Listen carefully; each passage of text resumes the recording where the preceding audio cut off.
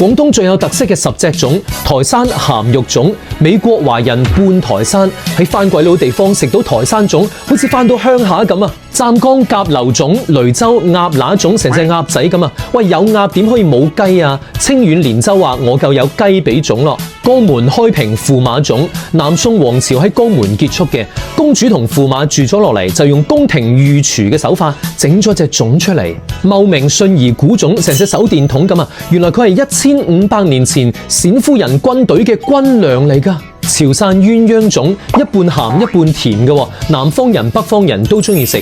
客家灰水粽，將糯米浸喺豆苗灰水入邊，但入邊係冇餡嘅。廣州黃埔菠蘿粽，第一油菠蘿，第二娶老婆，係菠蘿誕一定要食嘅。